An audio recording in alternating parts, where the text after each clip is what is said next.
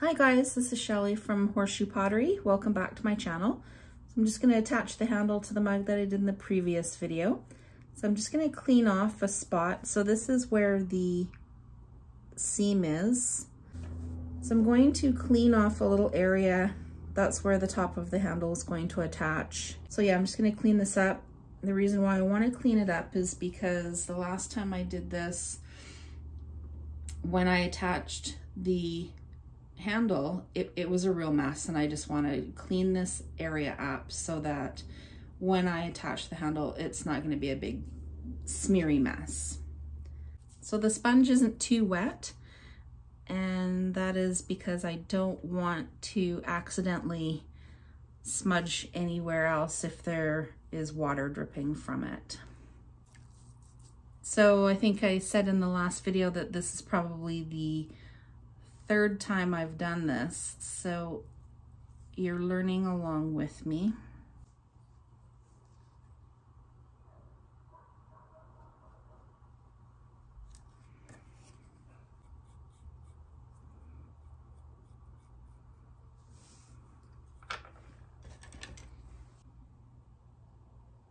So I'm just adding some slip that I have added a few drops of magic water. It is definitely something that really works for me. In one of the previous videos, I did put a recipe for magic water. You can also buy it commercially. I believe Mako makes one. I could be wrong, it might not be Mako, but I know there are commercial ones that you can get.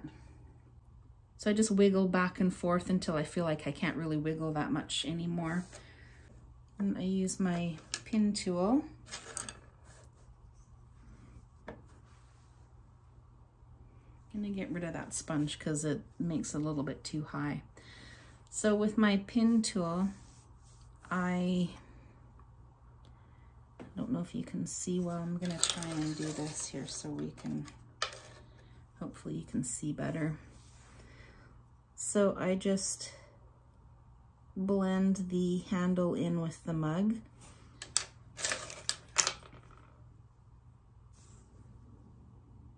When the mug is curved like this, it makes it just a tiny bit harder.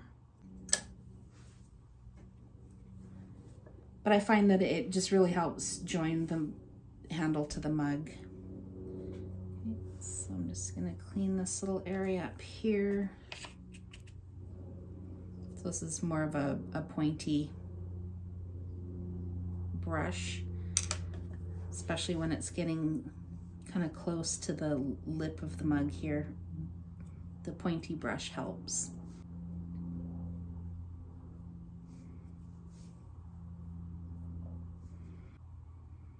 So I'm just looking here to see where's the best place to attach the bottom.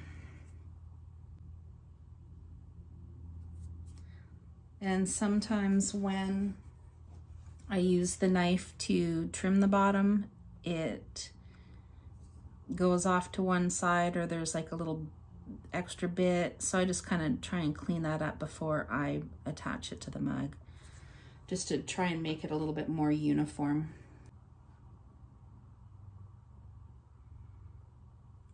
So I just eyeballed it and now use the pin tool to mark where it's going to sit, and then that's where you know where to score.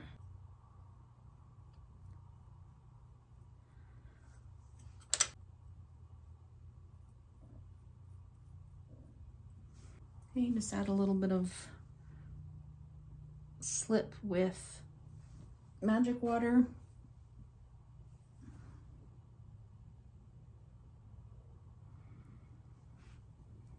What I really love about the magic water is that it eliminates any cracking. So if the mug body is a little bit drier than the handle, when you're attaching it, it can crack.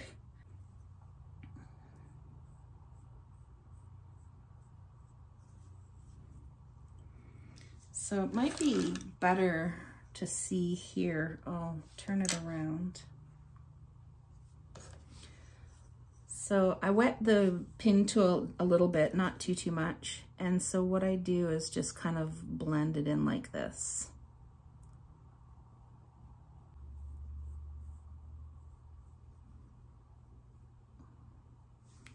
And then you can even do the side little bit here.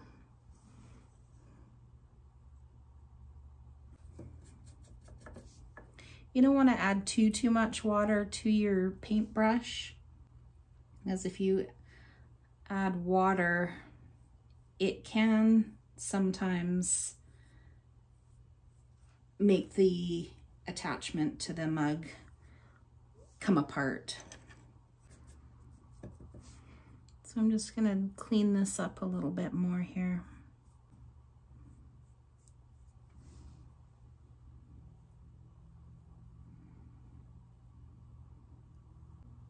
Been thinking of getting a GoPro so that if it's sitting on my head, then the videos that I record would be basically like seeing it through my eyes. Okay guys, so there's the mug with the handle. It's all trimmed up. And all in all, I think it turned out a lot better than the first couple that I did. I'll just see if I can get a little bit closer. So it's not as gross looking around the attachment to the handle, to the upper part of the handle. Maybe you guys have suggestions. I'm totally open to anybody giving me any of their suggestions in the comments below. So yeah, so there it is. Once it is bisqued and then fired, I will post a short little video on how it ended up when it's all finished. If you haven't already subscribed, I would just love it if you did that. That would be so fantastic. And if you liked the video, if you could hit the like button, and you can even share them as well. So there you go. That's the mug all complete.